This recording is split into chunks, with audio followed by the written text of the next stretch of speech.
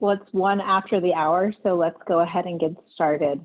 Hello, I'm Jessie Stolark. I'm the Public Policy and Member Relations Manager for the Carbon Capture Coalition.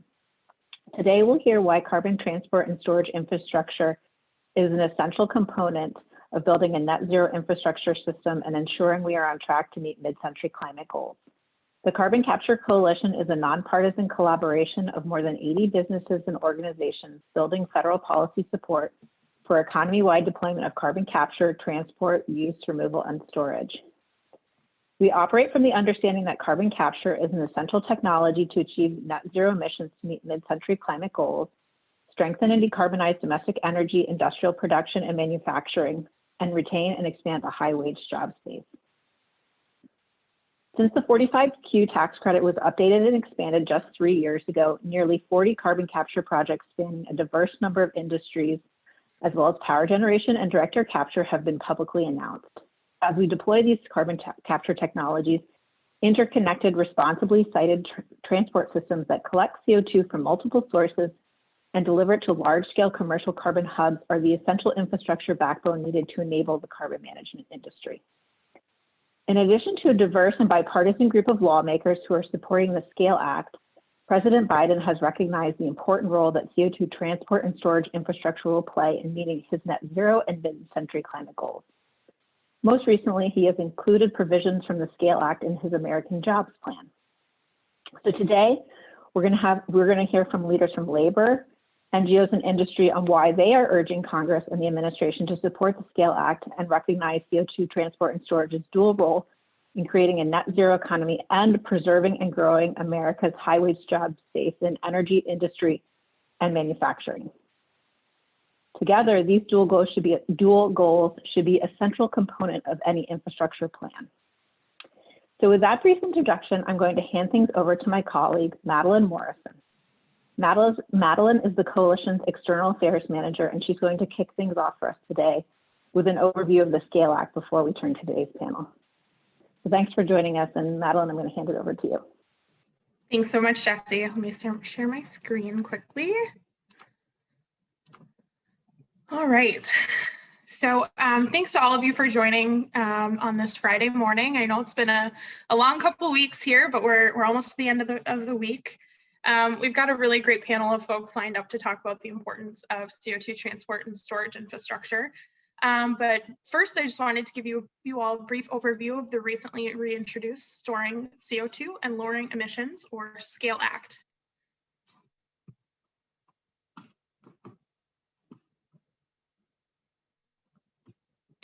So in March, Senators Chris Coons of Delaware and Bill Cassidy of Louisiana, along with Representatives Marc Veasey of Texas and David McKinley of West Virginia, led the effort to reintroduce the SCALE Act in both chambers to broad bipartisan support. This included a cohort of original co-sponsors, with 9 originals in the Senate and 4 in the House. The SCALE Act is the first legislation of its kind in Congress, a common sense, comprehensive federal policy which aims to develop a national and regional build-out of CO2 transport and storage infrastructure, while preserving and creating good American jobs that pay family-sustaining wages.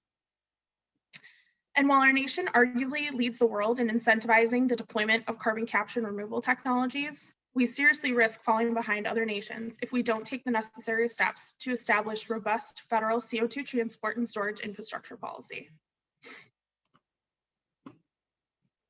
It's no secret that interconnected transport infrastructure systems are an important piece of the carbon management puzzle. In fact, they're an essential component of any broader strategy to achieve net zero emissions and meet mid-century climate goals.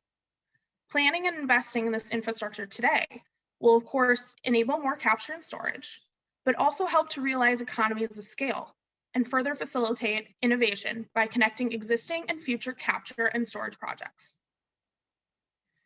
We can look at the infrastructure development for CO2 transport and storage as similar to what happened over the last century regarding other large infrastructure necessities, like water, telecommunications, and electricity systems in the US.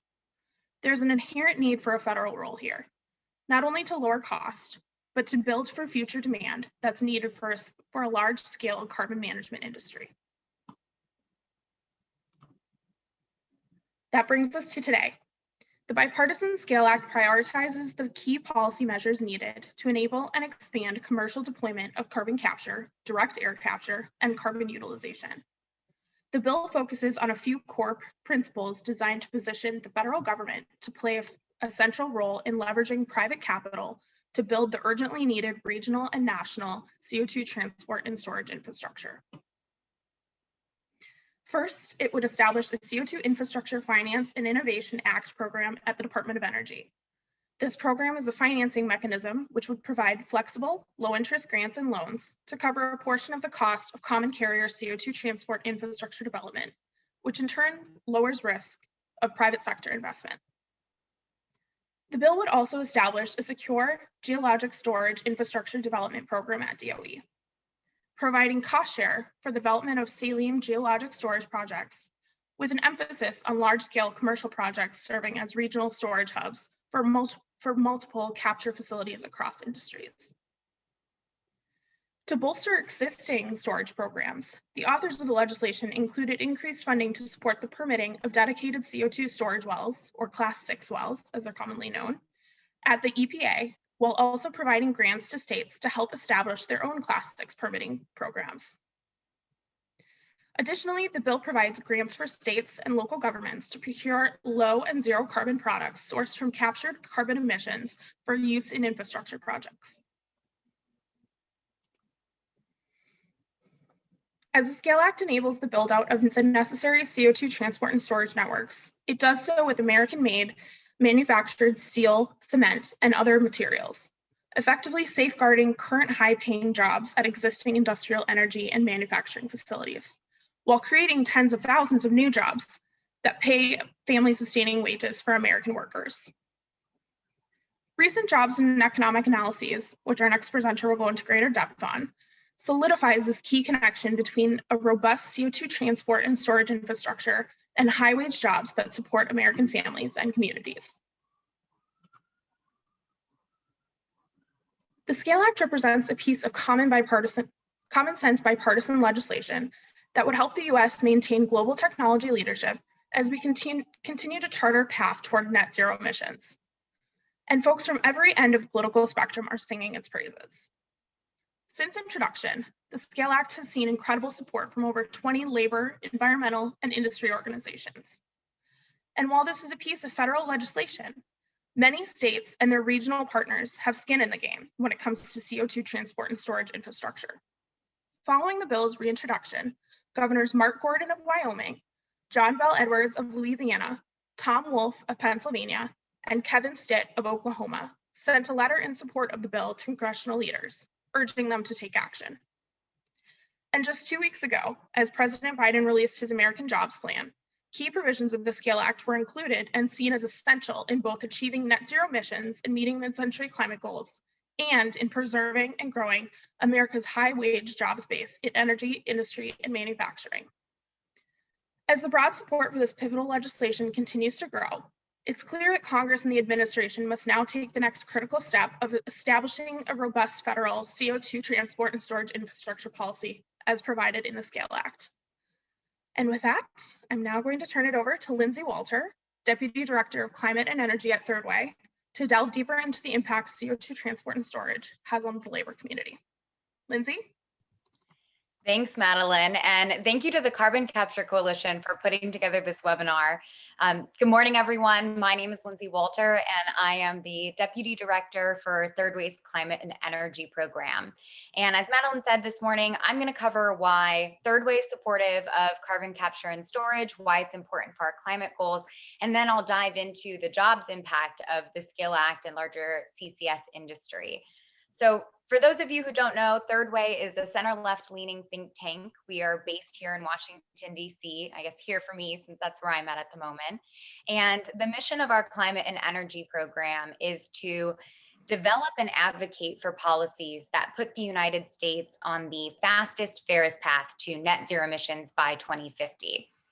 And in order to achieve that goal, we support using every and any clean energy technology that can help us reach it. So that includes not only wind and solar, but also advanced nuclear, carbon capture and storage, hydrogen, just to begin to name a few. We want to make sure that we have all of the technologies that we need when we need them in order to decarbonize the entire economy. So focusing in on carbon capture and storage, we believe this technology is going to play a really important role in meeting our international and our national climate goals, and that's supported by a lot of solid research in the area. So starting globally, in 2018, the Intergovernmental Panel on Climate Change modeled 4 pathways for the world to reach 1.5 degrees Celsius of global warming and avoid the worst impacts of climate change. And 3 out of 4 of these scenarios require a significant build out of carbon capture and storage in order to meet our climate goals. These scenarios use the carbon capture and storage to limit fossil fuel emissions in electricity generation, liquids production, and industry applications, as well as to remove CO2 from the atmosphere with either bioenergy with carbon capture and storage or direct air capture. So it plays a really important role. And the one scenario out of the 4 that doesn't use any CCS assumes like a sweeping array of social, business, and technological innovations to lower demand at unprecedented rates. So frankly, that's not the most viable option in my opinion. And I think when you look at this larger narrative, the International Authority on All Things Climate Change makes a really compelling case for CCS. Not only to ensure that we actually are able to decarbonize, hard to decarbonize sectors like industry, but also to reduce the cost of being able to reach our climate goals. Without CCS, the cost of getting to net zero more than doubles. So a very important role at the international level, and same here in the United States. So Third Way, along with Clean Air Task Force and the Bipartisan Policy Center, launched the Decarb America Research Initiative recently. And as part of this joint initiative, we modeled 8 pathways for the United States to reach net zero emissions by 2050 in order to better understand what policies and technologies are needed to achieve this goal. And we also mapped out the state level build out of different clean energy technologies and supportive infrastructure, including CCS deployment by state and the trunk line pipeline capacity needs for all of our net zero scenarios. And our results tell the same story that we're seeing at the international level. It's not a question of whether we will need carbon capture technologies, but rather a question of how much and how fast we can deliver it. So this is where the Scale Act comes in. In order to deploy CCS at scale, and Madeline was getting into this a bit, we need to be able to transport and store carbon dioxide across the country. And the Scale Act would enable this build out of pipelines and storage capacity at the quantity and timeline needed for this net zero by 2050 goal. And we know this by comparing the impact of the Scale Act to some recent modeling, including ours and a recent study by Princeton, which found that we need roughly 12,000 miles of CO2 pipelines and 65 million tons per year of active storage capacity by 2030 to be on track for net zero by 2050. And the Scale Act would enable this build out of CO2 pipelines. It would increase carbon management capacity 5 times by 2030. And it would actually exceed the necessary storage capacity needed by 2030. Not only would this legislation create the transport and storage network needed to deploy CCS at scale, but it would also create many good, well-paying jobs, which will be my focus for the second half of this morning conversation. So as part of the Decarb America Research Initiative that I was talking about, we modeled the jobs impact of the Scale Act, and it would create an average of over 25,000 annual jobs over the 5-year appropriations window. This is inclusive of direct, indirect, and induced jobs. And these are jobs that require the same skills as existing pipeline and oil and gas industries, providing an opportunity for these workers in a new industry that's essential for climate change. Also, I want to note that this increased economic activity created by the Scale Act would create jobs in every state, according to our analysis. Actually, on a per capita basis, a lot of states in the Midwest and in the Southern Gulf regions see the biggest impact of increased job opportunity. So notably, Nebraska, Mississippi, Louisiana, Kansas, and Iowa, to name a few, they see significant job creation per capita as a result of the Scale Act. So a lot of opportunity across the country, but also in kind of these Midwestern regions. And I'm only talking so far about the jobs associated with the build out of transport and storage infrastructure. So for a moment, I also want to touch on the job creation potential of individual CCS facilities, because there's more on that front. So along with the transport and storage infrastructure, the Biden's American Jobs Plan includes funding for 10 different carbon capture, utilization, and storage demonstration projects. So these are projects for carbon capture retrofits for large steel, cement, and chemical production facilities. And we modeled the jobs impact of these 10 demonstration projects as well. And this would create an additional over $26,000 annual jobs just with the demonstration project. So that's in addition to the 25,000 annual jobs for the transport and storage infrastructure. Now I'm going to end on one final statistics because I feel like I'm throwing out a lot of numbers, but the entire carbon capture and storage industry could create 70,000 to 100,000 jobs per year over the next 15 years. That's according to a recent Rhodium Group analysis. And this is a lot of job creation when you look at all of these opportunities together, and the transport and storage infrastructure side with the demonstration projects and with future CCS facilities. So I'm going to wrap up here by saying we need carbon capture and storage for our climate goals. The Scale Act would enable the necessary deployment of CCS, and it would create a lot of good, well-paying jobs all across the country. So thanks for listening to me, and I'm going to hand it back to Madeline at this point. Thanks so much for that color and nuance, Lindsay. It's great to hear about the capacity the Scale Act has to preserve and create those good-paying American jobs. So next, we're going to transition over to our panel of experts, moderated by Lee Beck, the CCUS Innovation Director at the Clean Air Task Force. So Lee, take it away. Thank you so much, Madeline. Thank you so much, Lindsay, for this fantastic introduction and overview of the Scale Act and why it's irresponsible to take any climate solutions off the table in 2021. It's a pleasure to be here today. Thank you, everyone, for joining us.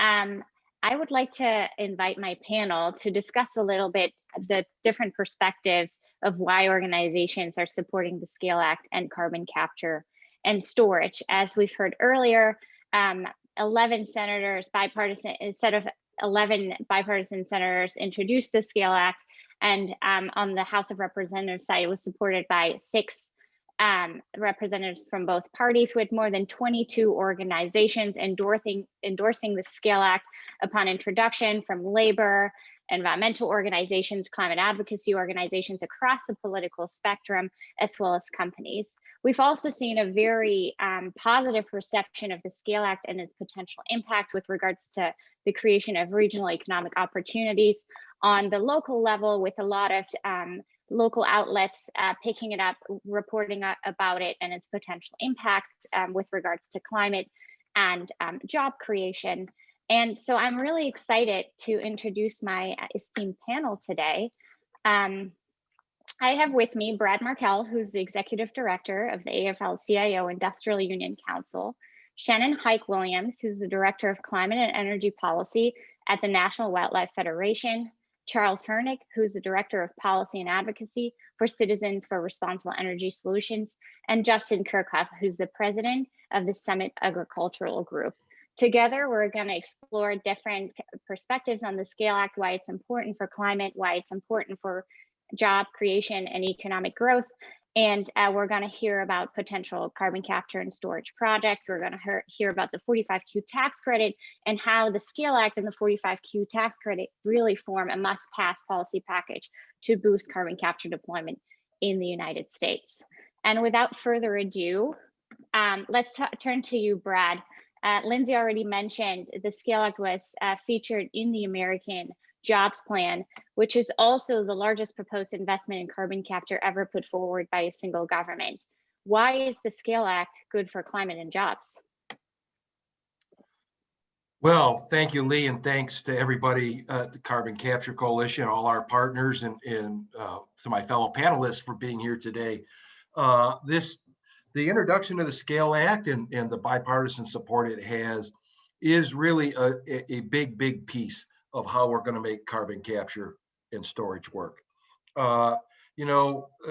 There's a lot of modeling around jobs, and the job creation numbers are fantastic in the backward linkages to the steel industry, and certainly the easy transferability of construction workers who work on pipelines to build out the infrastructure for carbon capture.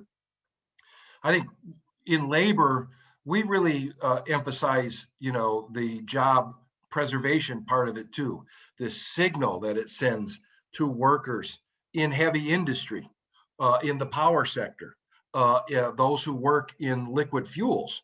We are going to need liquid fuels for a long time in our economy, but we have to find ways to make them lower carbon. And so all of these sectors support high-paying jobs. They're very important in regional economies, and they all have a lot of great backward linkages into the economy, so that money spent on carbon capture infrastructure has all these knock-on effects, as Lindsay was saying. And so it's really important to talk not just about the jobs we create, which by the looks of it are all high-quality jobs, the kind of high-skilled, fancy welding, all that stuff, but what it means to say, hey, we are taking the steps we need to decarbonize heavy industry. We still want to make steel here in the future. We're still looking to all those energy-intensive sectors and deciding that we need to modernize them. The SCALE Act and the build out of the infrastructure is a key enabling investment to do that. And we heard about economies of scale. That's really important. Right now, folks are, if you look at what Lafarge did, for example, they picked a plant that was close to an existing pipeline, right? And that shows you that there are things that enable investments, things that make investments pencil out, and access to infrastructure is one of those big things. And the SCALE Act really does that. I think the financing part is important in Title II. Just want to put a little flag there that we've got to make it affordable.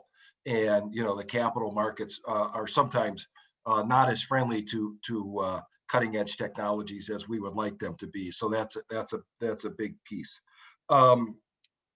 We've always known that there are multiple pathways, and I really appreciate the modeling that Third Way and others have done in the Princeton piece. And we need to choose a pathway that is job preserving and job creating, but that broadens the political coalition we need to move as fast as we need to move on climate. We have a climate emergency.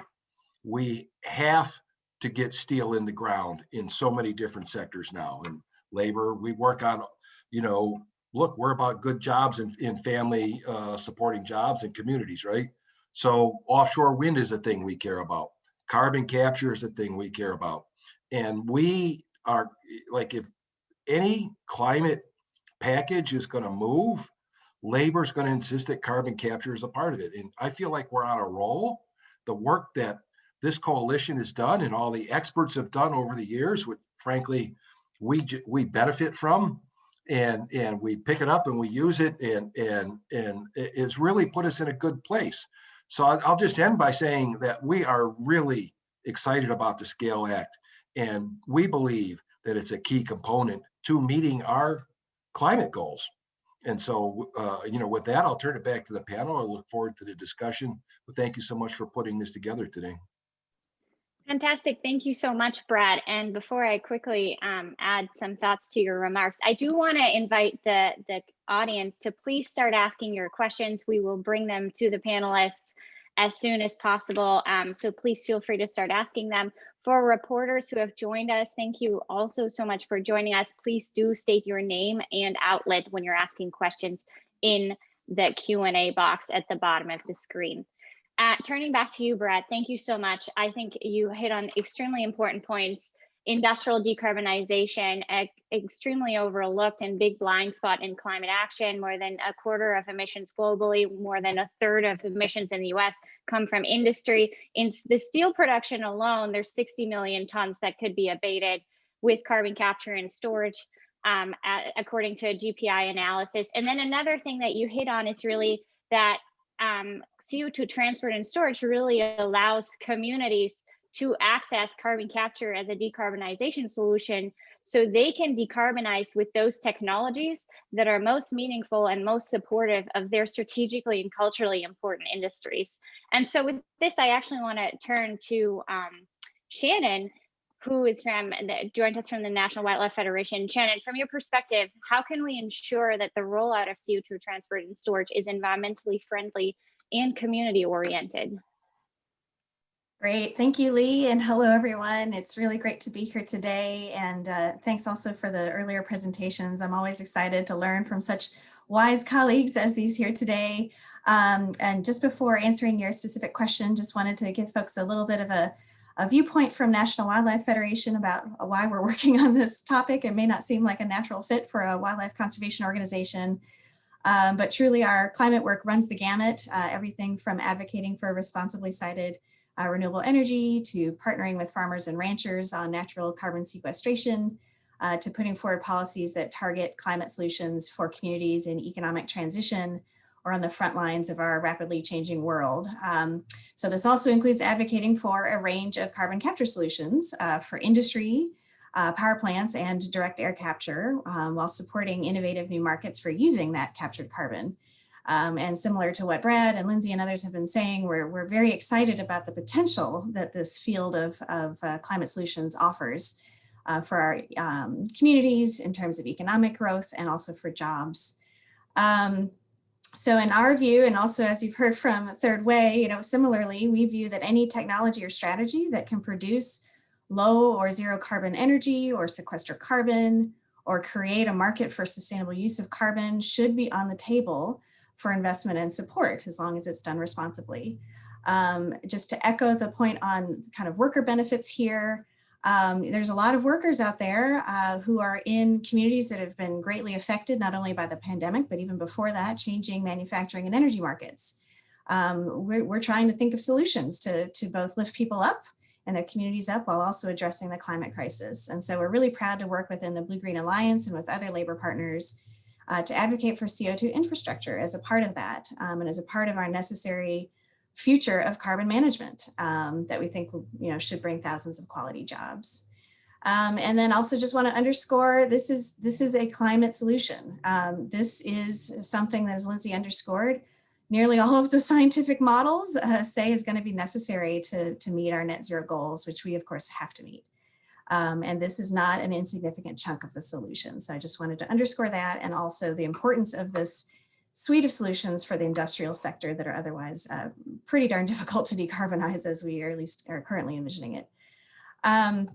So anyway, more specifically to your point though, which is a really interesting and important question about minimizing environmental and community impacts. It's a tough one and deserving of continued study. But I'm really pleased to see some good steps in this direction to respond to these questions and concerns in the SCALE Act. Obviously bringing CCUS to scale means managing carbon in a really big way, taking it from emission sources to end users and storage sites. And of course, appropriately and timely siting could create lots of jobs, but if done poorly, could endanger natural resources or harm communities. But just to segment the question out a little bit, because there's a bunch within that one question, pipelines at least may not be required for all CCUS ventures. Direct air capture, part of the benefit and the appeal of direct air capture is that it can be located just about anywhere. So perhaps it could be located next to a storage site to really minimize the amount of infrastructure build out that needs to happen. Or it could be sited next to a manufacturing facility that hopefully will have some cool new ideas for how to utilize that captured carbon. And direct air capture, especially if powered by zero carbon energy, can really help the US go by pulling carbon out of the atmosphere while we cut emissions everywhere else. So that's why you'll often see greater comfort and discussion in the environmental circles about direct air capture. But that's just not enough. We also still need to capture the carbon that's being emitted by power plants and by industry. And that is going to require getting captured carbon from these sites to where it can be stored or used, especially when we're talking about retrofits. So this is really kind of the picture we're looking at. Fortunately, we have a lot of experience to build on. The US, I think has been said already, has 5,000 miles of existing CO2 pipelines in limited areas, which is a lot less than the 300,000 miles of natural gas transmission pipelines. But they've been developed over the last 50 years. And so we've got a lot of experience. They've been shown to be relatively safe. There's no toxic spills to worry about. And there are ways to site these so that you can minimize land and habitat impacts and with all proper environmental review. One thing that we would recommend as a conservation organization is to make use of existing infrastructure wherever possible to avoid breaking new ground in new places. And we're glad to see the Scale Act calls for this by prioritizing projects that make use of current infrastructure or locating adjacent to it. Some, as the Great Plains Institute has found, some of this existing infrastructure, it has extra capacity already. So we can use some of that existing infrastructure, maybe just enlarge it, in some cases, literally the diameter of some of the pipelines. And that not only reduces costs of infrastructure build out, but also land use and environmental impact. Another quick idea that is also underscored in the Scale Act is to use shared infrastructure wherever possible, to prioritize that, to give projects that plan to kind of make use of shared infrastructure more priority, so that, again, there's less build out of new infrastructure in new places. And then, of course, on the community piece, community engagement and siting decisions of any new infrastructure is going to be vital. EPA should really include community participation in siting decisions, and then also, not just at the beginning, but throughout, ensure local residents have that opportunity to weigh in on projects throughout their lifetimes to ensure that opportunities prioritize local folks as much as possible and have that transparency on impact and safety along the way.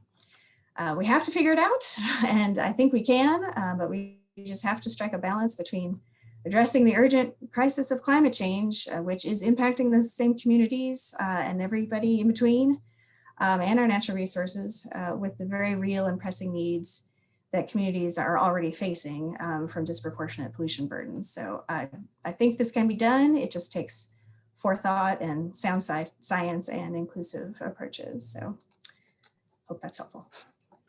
Thank you so much, Shannon, for making these points, which are so important. And we've already we're already seeing questions roll in. Thank you so much to everyone who's already submitted questions. So we're going to turn to Charles next.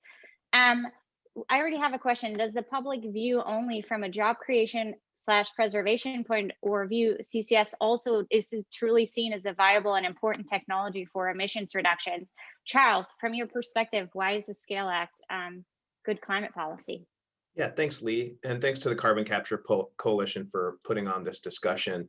This is very timely policy because we're talking about a market that is emerging now.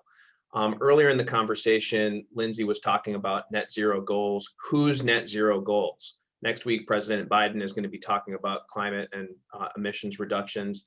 But every day, I'm an old-fashioned guy. I open up the newspaper, I turn the pages, and there's another company that is aiming to net zero by mid-century. We're talking about oil and gas majors, tech companies, retail suppliers that are all looking to reduce their direct emissions or reduce the emissions of the products that they're selling. So there's surging demand in the United States and globally for carbon that has been captured, that has been utilized. And so the Scale Act provides the exact type of financing that is going to be needed to help make those technologies real, help this small market grow rapidly, and create the jobs that we've been talking about so far.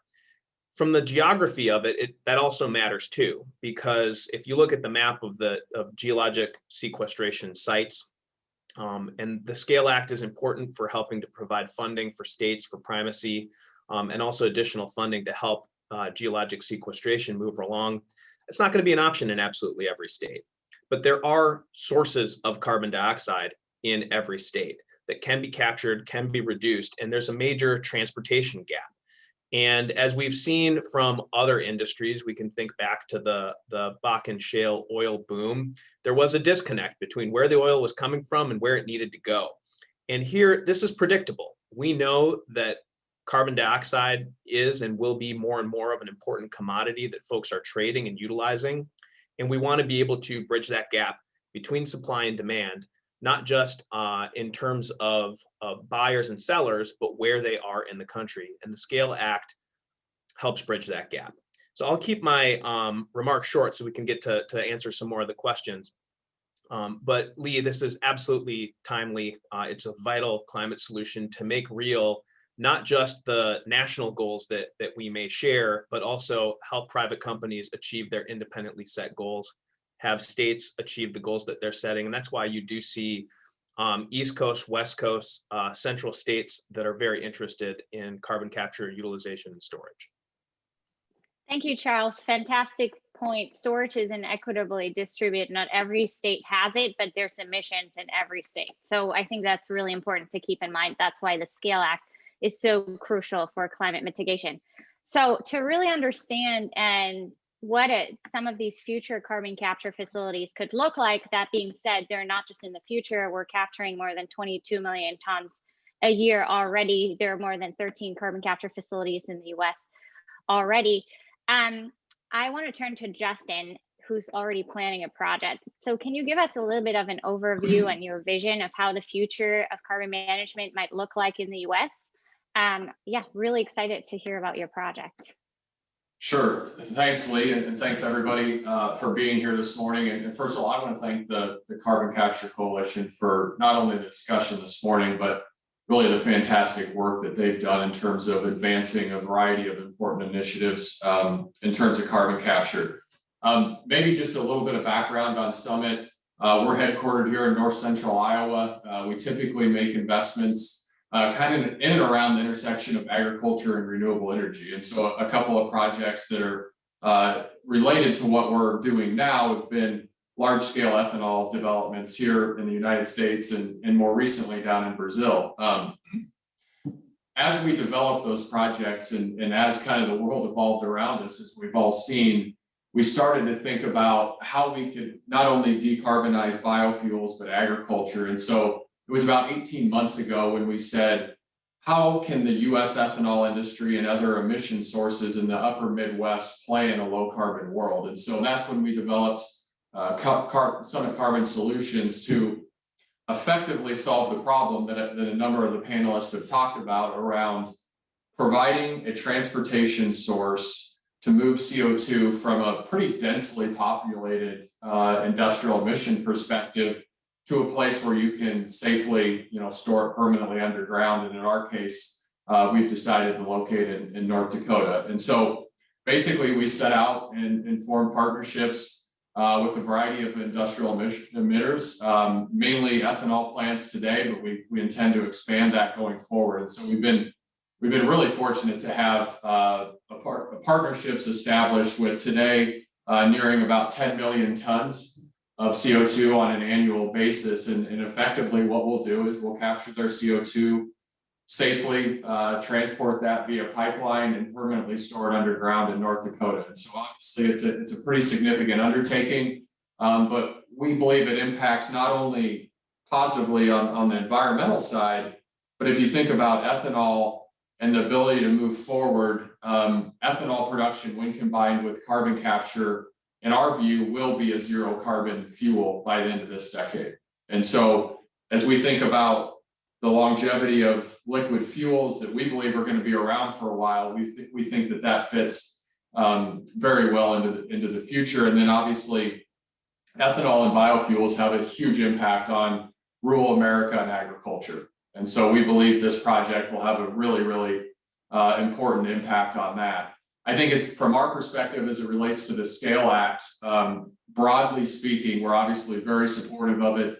And in our mind, I think it was mentioned out of the gate, it really does solve kind of the chicken or the egg problem around project development. And we come at it from the private perspective in terms of how do we make these projects viable and sustainable over the long term. And so the Scale Act, in our view, does two things. One, it provides critical support from a funding perspective immediately to private developers to help build out critical infrastructure like sequestration, and help build out feed studies that are obviously critically important to get the financing around projects to continue to move it forward. But from my personal perspective, I think the Scale Act could have the most impact as you look further down the road around the grant dollars that are provided today to oversize infrastructure to make sure that you're not only accounting for emission sources today, but down the road. And so from our view, it's really easy for us to say, you know, ethanol is the lowest hanging fruit in terms of carbon capture. We know we can do it at scale economically,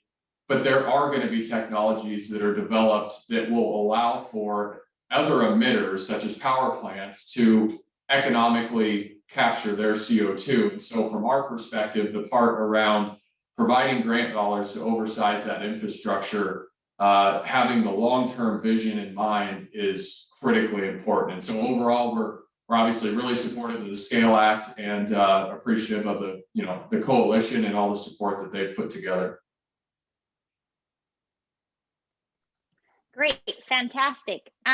Before we go into a couple of other questions that we're receiving right now, I just wanted to kind of drill deeper into how 45Q and the Scale Act work together. There have been multiple bills. We really need 45Q to capture or incentivize capture, and then the Scale Act to develop transport and storage. I don't know who from the panel would like to take the first stab at addressing this question, but I think it's really important just to elaborate on this again.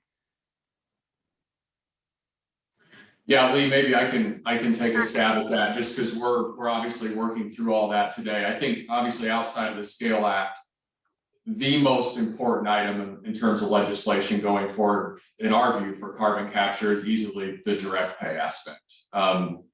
If you look at the tax equity markets today and the likely supply coming online relative to all the projects that have been announced, we believe the direct pay element is by far the most critical piece of legislation that could pass to help spur additional growth in carbon capture projects. And so we're obviously really supportive of that and hopeful that will continue to move forward.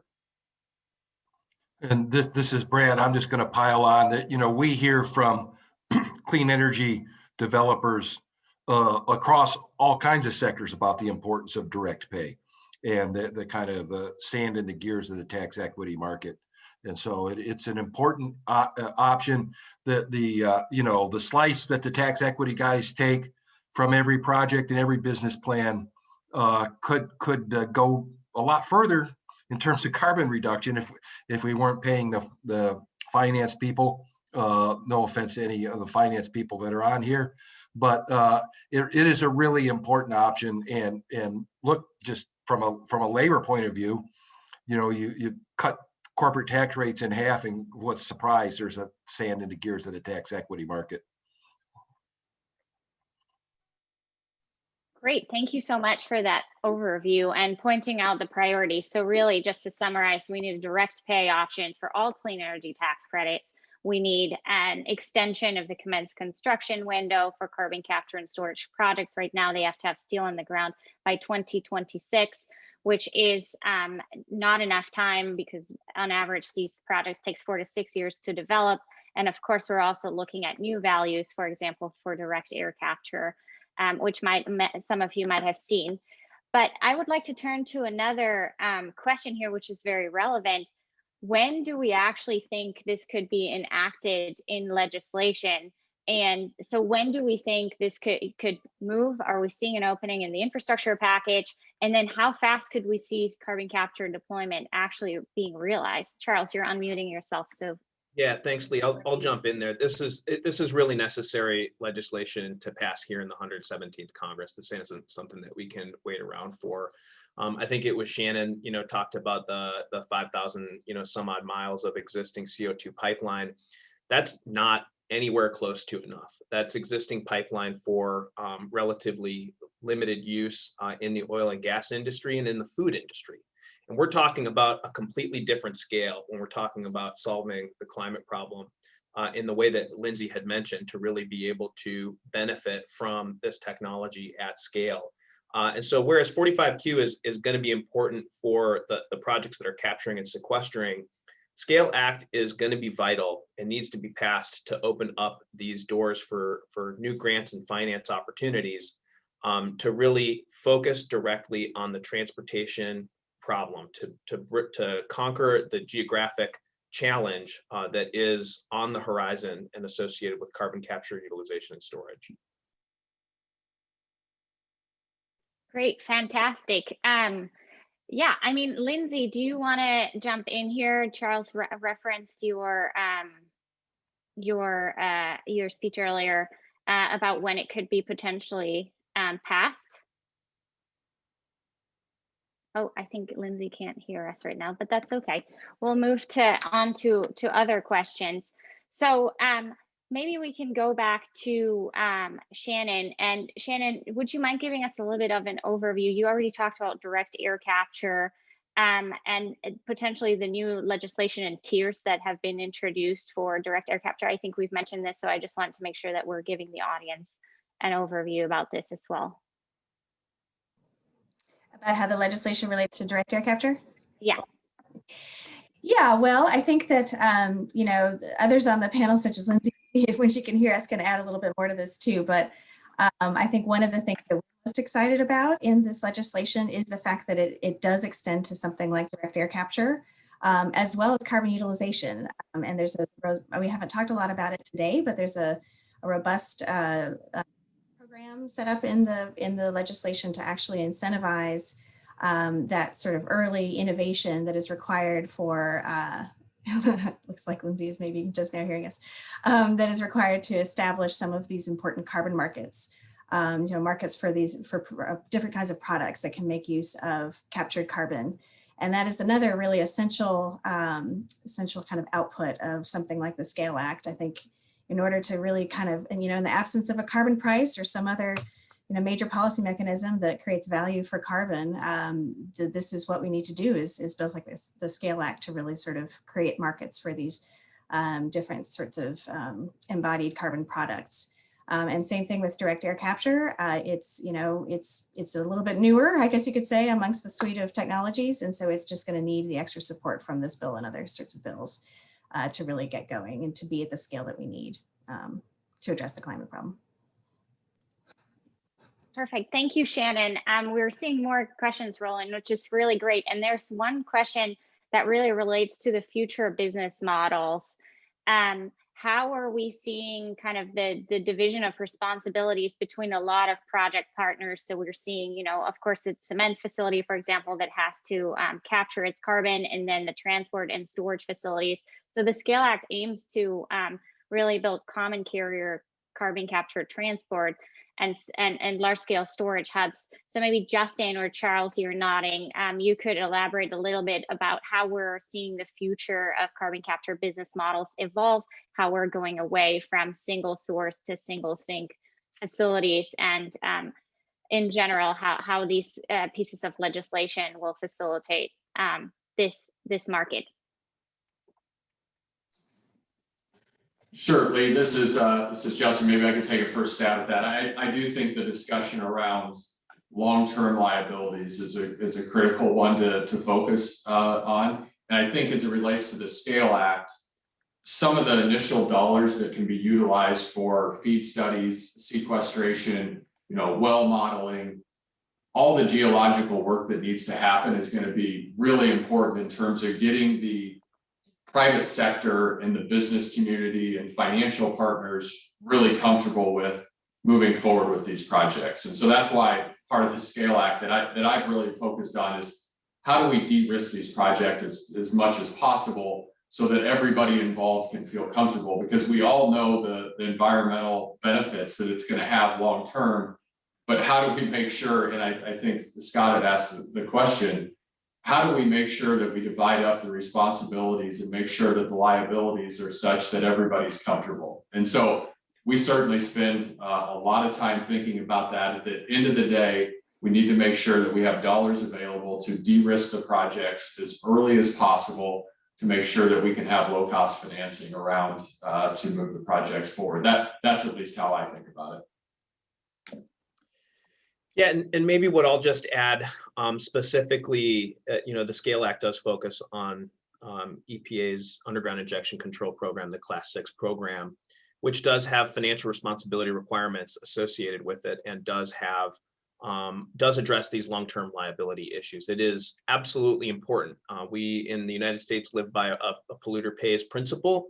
And if the carbon dioxide is to leak and pose future threat to public health or the environment, existing laws are designed already to deal with and anticipate those.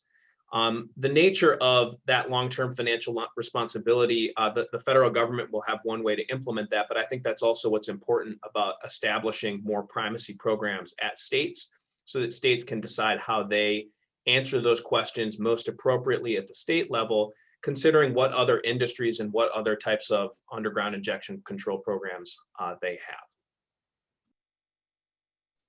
All right, fantastic.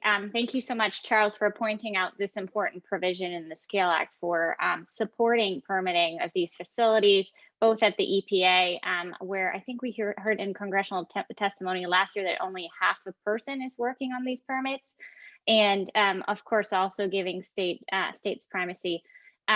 I see you nodding, Lindsay. Would you like to jump on into this question? And maybe we were wondering if you could give us a little bit of an overview of how we can see this, or how we see this legislation moving in the near-term future.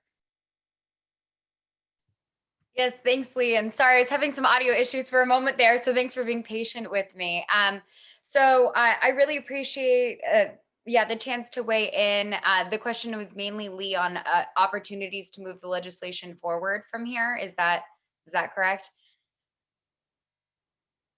So I think, we were very excited to see it, as others have mentioned, in the American Jobs Plan, and think that there's a lot of opportunity to continue to grow bipartisan support. This is something that has some obvious economic and jobs benefits, and is clear as part of a broader infrastructure and jobs plan. So on a kind of foundational level, we think that there is opportunity to do this either through a broader package or as a standalone with bipartisan support.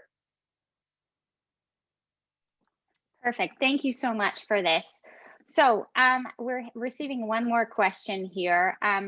What does this group, the lack of carbon storage sites or sequestration hubs today, so what we're seeing right now is single source, single sink facilities built with dedicated infrastructure, is delaying the industrial capture of CO2. And I think the panel is in agreement that we cannot delay any more emissions reductions and really need to get this carbon management capacity up and running before 2030. So what does this group believe will speed up the development of geologic storage in the SCALE Act in particular? Brad, you unmuted yourself. Yes, well, it is getting these incentives right, and we have to scale the incentives.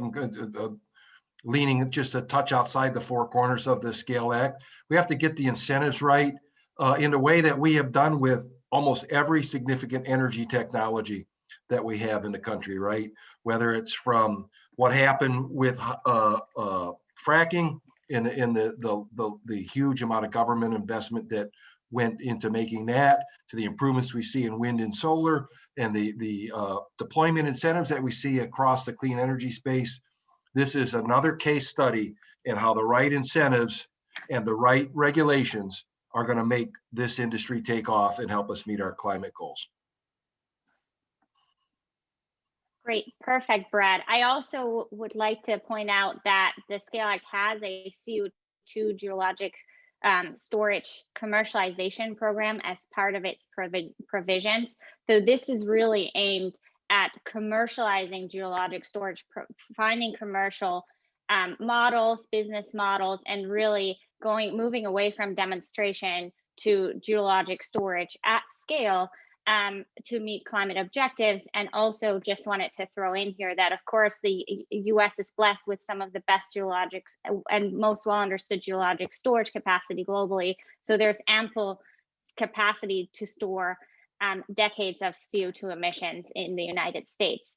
As we're going to getting closer to the end here, I do want to ask the panel a lightning round. Why do we need to commercialize carbon capture by 2030? Why is it important for net zero emissions? And how do CO2 transport and storage feature into these goals? I'll jump in here, Lee, and answer, fall back a little bit on one of your previous questions, which was related to the business models. Scale Act, we need to pass now so that folks can see the incentives and help design their businesses to help supply meet demand. We're not seeing tons of geologic sequestration the way we would like to, even though we're seeing a lot of interest to reduce emissions and achieve those net zero goals, because the transportation link is broken. And right now it is very site specific. But if rail companies, for example, can take a look at and better understand what that business model looks like, quantify the benefits, quantify the costs of the investment that they're going to make, and better understand what the return on that investment will be, we will see more climate solutions emerging from the private sector to meet both the public and private net zero goals that we're seeing in the future. So it's really exciting to see this on the horizon. And that's where the Scale Act will be a very good complement to some of these approaches that the private sector is interested in taking, but they're still making the math work, and this will help make that a valuable project for investment in the near term. I might jump in to just add a couple of sentences of emphasis on the industrial sector and how this is a particularly tricky sector to decarbonize. And just referring back to a lot of our earlier comments, we really have to have all sectors, all solutions, all levers on the table to get to our net zero goals. And that includes going negative, just to underscore. We need to go beyond all the essential work to reduce emissions in our power sector, in our transportation sector, and in our industrial sector to actually pull carbon out of the atmosphere. This is what the trees can do. I'm a big proponent of trees, being with the National Wildlife Federation, but also direct air capture. We're just going to need it all.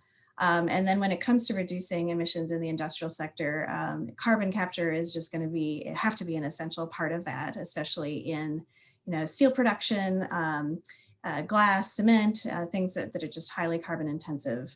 And that means you're going to have CO2 infrastructure or carbon management infrastructure. We could think of it that way. And let's create some value out of that. Let's create some market value out of that so that this isn't going to be a deal breaker for industry. We want a robust, thriving manufacturing and power sector in our country, and we need them to decarbonize. So this is a way to kind of meet those goals at the same time.